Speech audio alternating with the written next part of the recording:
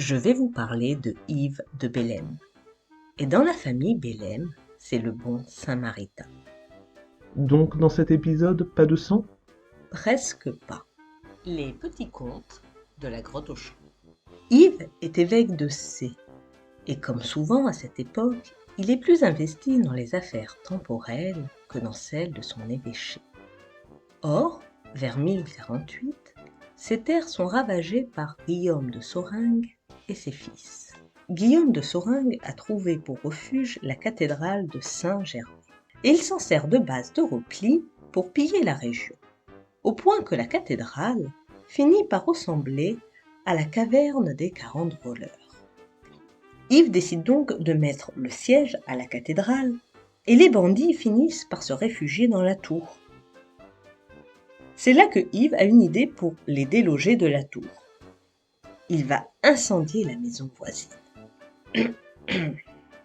Sauf que le feu va se propager à la cathédrale, à la charpente. Et c'est un peu comme Notre-Dame. Tout finit par se péter la gueule. Concernant les pilleurs, l'opération est une réussite. Morts écrasés sous les décombres. Concernant la cathédrale, l'opération est un désastre. Le pape Léon IX, qui exècre déjà les Normands, va convaincre par lettre du 2 janvier 1049 Yves que le seul moyen pour lui de faire pénitence est de reconstruire toute la cathédrale. Et là, Yves va entamer un long voyage pour démarcher tous les mécènes possibles, même les Normands ayant fait fortune en Apulie ou à Constantinople. Et il reviendra de son périple avec les fonds nécessaires pour faire reconstruire la cathédrale. Elle sera inaugurée en 1126, longtemps après sa mort.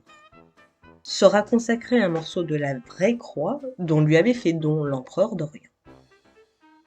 Et la légende raconte que lorsqu'en 1601 on ouvrira son cercueil, son corps était intact. Mais au contact de l'air, il se désintégra, ne laissant que sa magnifique barbe. Tu veux dire que l'histoire des Bélem finit par un quasi-saint? Non, l'histoire de Bélem ne finit pas là.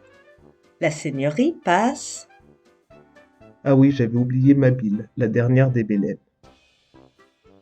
Alors oui, mais ce ne sera pas la dernière des Bélem.